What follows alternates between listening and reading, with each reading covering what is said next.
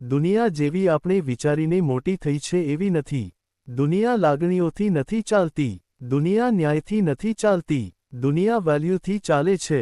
અને વેલ્યુ એવી વસ્તુ છે જે કોઈને જન્મથી નથી મળતી. વેલ્યુ બનાવવી પડે છે, અને વેલ્યુ બનાવવામાં સમય લાગે છે. ઘણા લોકો જીવનભર સારા રહે છે, ઈમાનદાર રહે છે, મદદ કરતા રહે છે, પણ છેલ્લે ફરિયાદ કરે છે કે લોકો અમારી કદર નથી કરતા. હકીકત કડવી છે, પણ સાચી છે. દુનિયા સારા માણસને નહીં, દુનિયા મહત્વના માણસને સાંભળે છે. અને મહત્વ ત્યારે બને છે જ્યારે તમે એક્સપેન્સિવ બનો. એક્સપેન્સિવ બનવાનો અર્થ પૈસા નથી, મોંઘા કપડાં નથી, મોટી ગાડી નથી. એક્સપેન્સિવ બનવાનો સાચો અર્થ છે તમે સહેલાઈથી મળતા નથી, તમે સહેલાઈથી હલતા નથી, તમે દરેક સ્થિતિમાં પોતાને નથી ઢાળતા. જે માણસ દરેકને ખુશ કરવાનો પ્રયત્ન કરે છે એ માણસ પોતે સસ્તો બને છે.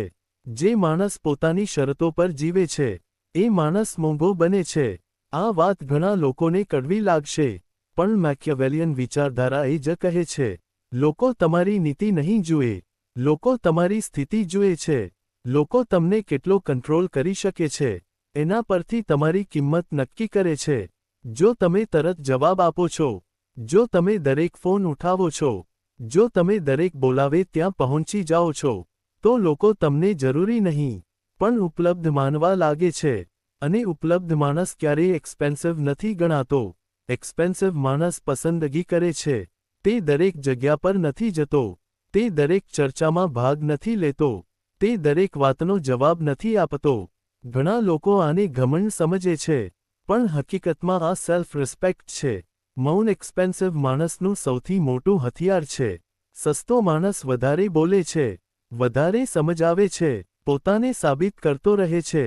એક્સપેન્સિવ માણસ ઓછું બોલે છે, પણ જ્યારે બોલે છે ત્યારે લોકો સાંભળે છે, કારણ કે મૌન ક્યુરિયોસિટી પેદા કરે છે.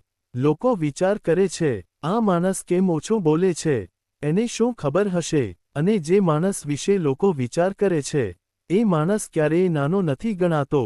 એક્સપેન્સિવ બનવાનો એક મોટો નિયમ છે, અપ્રુવલ માગવાનું બંધ કરો. જ્યાં તમે અપ્રુવલ માગો છો ત્યાં તમે પાવર ગુમાવો છો. જે માણસ વારંવાર કહે છે, તમે શું કહો છો, તમને શું લાગ્યું, તમને આ ગમ્યું કે નહીં, એ માણસ અનનોઇંગલી પોતાની કિંમત ઘટાડે છે. એક્સપેન્સિવ માણસ પોતાની દિશા નક્કી કરે છે. તે લોકોને ખુશ કરવા માટે નથી જીવતો, તે પોતાના સ્ટેન્ડર્ડ્સ માટે જીવે છે. લોકો શરૂઆતમાં નારાજ થાય, લોકો વિરોધ કરે, પણ સમય પછી એ જ લોકો માન આપે છે, કારણ કે લોકો અંદરથી મજબૂત માણસને ઓળખે છે. લાગણીઓ પર નિયંત્રણ એક્સપેન્સિવ બનવાનો આધાર છે.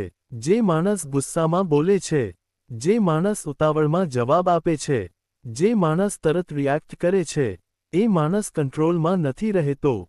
એક્સપેન્સિવ માણસ પહેલા જુએ છે, પછી વિચારે છે, પછી નિર્ણય લે છે. જો કોઈ તમને અપમાન કરે અને તમે શાંત રહો, તો એક ક્ષણે તમારી શક્તિ વધી જાય છે, કારણ કે સામેવાળો સમજી જાય છે, આ માણસ મને કંટ્રોલ થવા નથી દેતો. બાઉન્ડરીઝ એક્સપેન્સિવ માણસની ઓળખ છે. જે માણસના કહેતા ડરે છે એ માણસ હંમેશા દબાય છે. એક્સપેન્સિવ માણસ સ્પષ્ટ ના કહે છે અને કોઈ કારણ આપતો નથી. કારણ આપવું એટલે ચર્ચા ખોલવી, અને ચર્ચા ખુલ્યા પછી કંટ્રોલ ધીમે ધીમે ખસી જાય છે. બાઉન્ડરી ઘમંડ નથી, બાઉન્ડરી સુરક્ષા છે. દયા મહત્વની છે, પણ અંદર દયા ખતરનાક છે. જો તમે વેલ્યુ બનાવ્યા પહેલા દયા બતાવો, તો લોકો તમને ઉપયોગમાં લે છે. એક્સપેન્સિવ માણસ પહેલા પોતાની જગ્યા બનાવે છે, પછી દયા બતાવે છે. લોકો તમારા દિલને નથી જોતા, લોકો તમારી પ્રેઝન્સ જુએ છે. તમે કેવી રીતે ચાલો છો, કેવી રીતે બેસો છો, કેવી રીતે વાત પૂરી કરો છો, આ બધું બોલ્યા વગર પણ સંદેશ આપે છે. એક્સપેન્સિવ માણસ પોતાને સમજાવતો નથી, તે પોતે શું છે એ તેના વર્તનથી દેખાય છે. ઓછા શબ્દો પણ સ્પષ્ટતા, લાંબી સમજાવટ કમજોરી દર્શાવે છે. એક્સપેન્સિવ માણસ ઇમોશનલી ડિટેચ્ડ રહે છે. તે દરેક વ્યક્તિ સાથે, દરેક બાબતમાં ભાવનાત્મક રીતે જોડાતો નથી, કારણ કે જે બધું ગુમાવવાનો ડર રાખે છે એ હંમેશા કંટ્રોલમાં રહે છે. જે માણસ ગુમાવવાથી નથી ડરતો, એને કોઈ હલાવી શકતું નથી. એક્સપેન્સિવ માણસ પોતાનો શોર નથી કરતો, તે પરિણામ આપે છે, પરિણામ પોતે બોલે છે. જો લોકો તમારી કદર નથી કરતા, તો એ અપમાન નથી, એ સંકેત છે, સંકેત કે તમે પોતાને હજુ સસ્તા ભાવે રજૂ કરી રહ્યા છો. અવેલેબિલિટી ઘટાડો, સાયલન્સ વધારો, સ્ટાન્ડર્ડ્સ ઊંચા કરો. સમય સાથે લોકો બદલાશે અથવા લોકો દૂર જશે.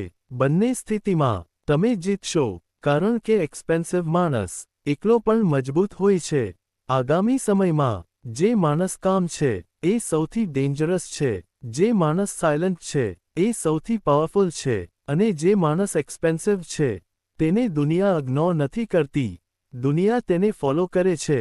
જો આ વાત તમને અંદરથી હલાવી ગઈ હોય તો સમજી જજો, તમે ખોટા નથી, તમે બસ હવે જાગી રહ્યા છો.